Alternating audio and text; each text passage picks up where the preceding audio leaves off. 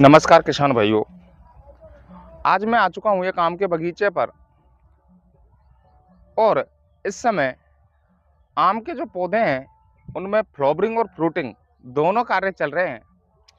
अभी कुछ समय पहले 10 से 15 दिन पहले ओलावृष्टि हुई थी, तेज हवाओं का दौर चला था, जिससे आम की जो फसल है उसमें बहुत ज़्यादा नुकसान हुआ।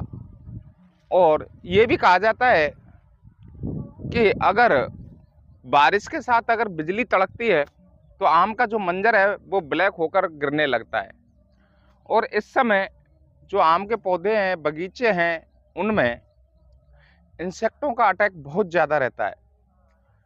तो भाइयों, आप देख रहे होंगे कि इस समय जो आम की फसल है वो मटर के दाने के आकार की हो चुकी है, कुछ उससे मोटे भी हैं और कुछ बनने का प्रोसेस भी चल रहा है।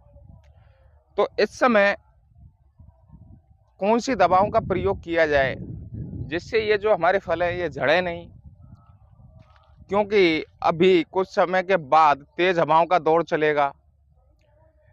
ये जो फल है इनका आकार अच्छा हो, चमक अच्छी हो, जल्दी से जल्दी तैयार हो। तो किसान भाइयों, आज इसी बात पर चर्चा करेंगे। नमस्कार, मैं गजेंद्र और आप देख रहे हैं देश का सबसे विश्वसनीय यूट्यूब चैनल कान्हा फार्मिंग। भाइयों, अब जो ये आम बन चुके हैं, छोटी छोटी अवस्था पर हैं, मटर के दाने के आकार पर हैं, तो इस समय इसमें कोई ऐसा रसायन प्रयोग ना करें कि जिससे विपरीत प्रभाव पड़े। किसी की सलाह, कृषि विशेषज्ञों की सलाह लेकर ही आप अपने पौधे में रसायनों का प्रयोग करें। किसान भाइयों, इस समय इमिडाक्लोप्रिड 1 ml प्रति लीटर पानी के हिसाब से अगर किसान छिड़काव करता है तो इसमें जो इंसेक्ट लगे हुए हैं, जो आम के मंजर को गिराने का कार्य कर रहे हैं, उनसे निजात मिल सकती है। दूसरा, जो आम के बगीचे हैं उनमें हल्की सिंचाई करें। पेड़ के चारों तरफ छोटे छोटे गड्ढे का मतलब ये हुआ कि आप हल्की सी परत हटाकर मिट्टी की और एक सिंचाई कर दें, जल भराव ना हो। दूसरा, बगीचों में नमी बनाकर रखें जिससे जो फल हैं वो जल्द ही तैयार होंगे। और एक जो पोषक तत्व है जो आम के बगीचे, आम के पौधे और आम के फलों के लिए बहुत ही अति आवश्यक होता है, वो है बोरॉन। उसका स्प्रे अवश्य करें। भाइयों, इसका जो स्प्रे है वो एक अनुभवी किसान ही करे, क्योंकि पौधे के हर हिस्से तक जरूर पहुंचना चाहिए। जो दवा का जो स्प्रे करने का शेड्यूल है वो भी मेंटेन करना पड़ेगा। आप देख रहे होंगे कि ये जो एक पौधा है इसमें काफ़ी मात्रा में फल लगे हुए हैं और एक ही डंठल में 8 से 10 फल मटर के आकार के हैं। दूसरा, इस समय बगीचों में साफ सफाई का विशेष ध्यान रखें। जहाँ पर खरपतवार ज़्यादा होंगे वहाँ इंसेक्ट का अटैक बहुत ज़्यादा रहता है। गोबर की सड़ी गली खाद जड़ों में डालना, 50 से 100 ग्राम DAP प्रति पौधे के हिसाब से देना, ये इस समय की जाने वाली क्रियाएं हैं जो आम के बगीचों में की जाती हैं। दूसरा, ये जो आम है ये लगभग 15 से 20 दिन पश्चात कैरी के रूप में बाजार में आना शुरू हो जाएगा, तो इसको जल्दी से जल्दी तैयार भी करना है। हमारे द्वारा जो बताई हुई दवाएं हैं, देसी खाद हैं, वो जरूर डालें। अति शीघ्र ही आपकी जो कैरी है वो तैयार हो जाएगी।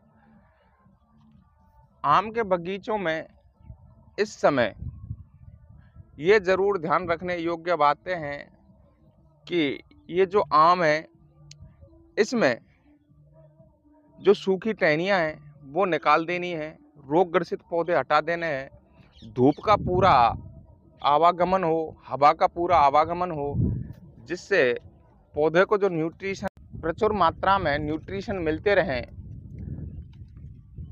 एक जो धूप है वो पौधों की वृद्धि और उनको स्वस्थ रखने में कारगर सिद्ध होती है। बहुत सी जगह हमने देखा है कि किसान बगीचे को इतना सघन प्रणाली से लगाता है कि उसमें धूप का प्रवेश नहीं हो पाता और उनके पौधे कमज़ोर होते हैं। इस समय जो ये आम है, ये ग्रोथ स्टेज पर भी है। आप देख रहे होंगे कि नई नई कोपलें आ रही हैं, आमी भी लगी हुई है, आकार छोटा बड़ा भी है। दूसरा, पक्षियों से नुकसान बचाने के लिए भाइयों को किसी इस तरह का उपाय करना चाहिए कि जिससे पक्षियों को नुकसान भी कम हो। कई जगह देसी तरीकों से किसान पक्षियों के नुकसान से अपने फलों को बचाते हैं। उसमें क्या करते हैं कि किसान इसमें कोई लोहे का पीपा या रॉड टांग देते हैं, जिससे उसमें जब वो बार बार हिलता है, आवाज़ होती है, तो पक्षियों के अटैक से भी बचा जा सकता है। आजकल किसानों ने एक नई टेक्नोलॉजी ईजाद की है। एक खाली बोतल लेकर और उसमें कोई लोहे का नट बांध देते हैं, जिससे हवा जब चलती है तो हवा के साथ साथ जब वो लोहे का नट है वो उस बोतल से टकराता है तो उसमें से भी आवाज़ आती है, उससे भी पक्षियों के अटैक से बचा जा सकता है। इस समय आम के जो बगीचे हैं उनमें जो मंजर है उसमें गिरने का बहुत बड़ा रोग चल रहा है, क्योंकि इस समय हवाएं तो तेज हैं और किसान कम शिक्षा के अभाव में स्प्रे शेड्यूल मेंटेन नहीं कर पाता। किसान भाइयों, जो हमने आपको बताया है एमिडा क्लोरोपिड, बोरॉन, इन सारे पिछली वीडियो में भी हमने आपको इसी तरह के इंसेक्टिसाइड और फंजीसाइडों के बारे में बताया था। आप अगर पिछली वीडियो देखकर अगर मेंटेन करते हो तो अवश्य ही आम का मंजर भी नहीं गिरेगा, स्वस्थ फसल उत्पादन होगा।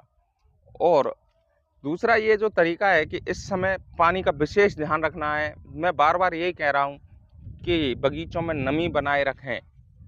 अगर बगीचों में नमी होगी तो फल आपका अति शीघ्र तैयार होगा। किसान भाइयों, इसी तरह की इन्फॉर्मेटिव वीडियो देखने के लिए हमारे यूट्यूब चैनल कान्हा फार्मिंग को सब्सक्राइब करें और दूसरे किसान भाइयों तक शेयर करना ना भूलें।